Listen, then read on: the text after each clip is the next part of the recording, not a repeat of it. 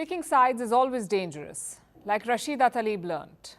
But it's not just lawmakers and governments, even companies are picking sides, sometimes with major consequences.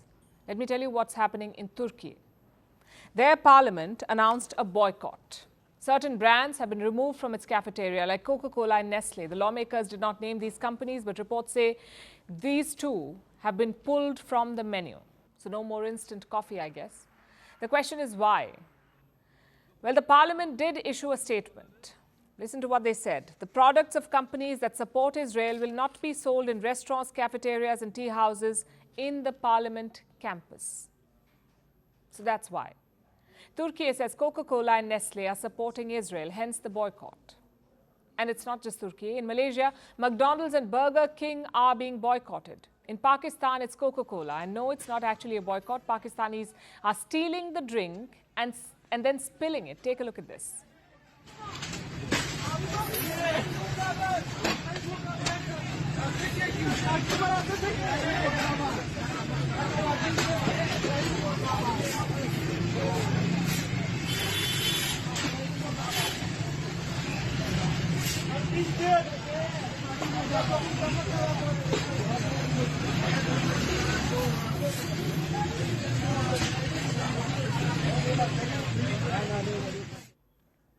It's bizarre, but you get the idea. What if other Muslim countries do the same? We're talking about a huge market here. Muslim countries are home to almost 2 billion people. So a full boycott would hurt.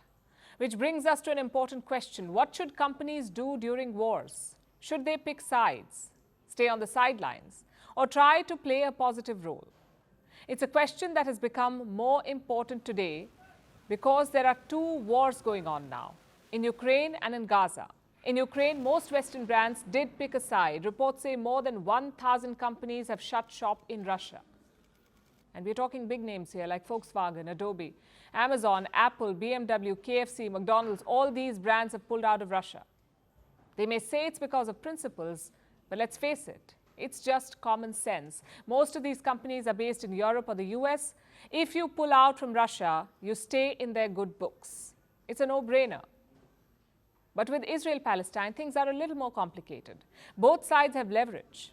Western governments are backing Israel. The Muslim world is united behind Palestine. It's hard to find a villain here. So what do brands do? Well, some of them have played both sides, like McDonald's tried. Look at what the Israeli division announced. Free meals for 100,000 IDF soldiers plus 50% discount on additional purchases.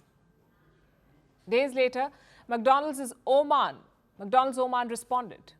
They donated $100,000 to Gaza. Same company, two sides. What explains this strategy? Well, McDonald's says it's not the company's decision. These are franchises based in different parts of the world. What they do is up to them. How convenient is that? Their branches use the same logo, the same name, the same recipes. But McDonald's says, don't blame us. A few companies have not bothered to play both sides, though, or play neutral, like Ben & Jerry's. They're an ice cream brand based in the US. Last year, they pulled out of Palestinian territories. Why? To protest Israeli occupation. Which brings us back to the same question, is picking sides okay? Well, it's not our place to tell companies how to manage their affairs, but we will say this. Consistency is key. If you criticize injustice, criticize it everywhere. A crackdown in the West Bank is wrong, but so are crackdowns in China, Xinjiang, or Hong Kong, or Paris, or Dhaka. Selective outrage is problematic. It exposes your political interests. And we're not saying it's easy. These companies face pressures from different sides, from the governments, from the public, even from their own workers. A recent report talked about workplace friction due to the war. Arab employees feel Palestine is being ignored. Jewish employees feel anti-Semitism is rising.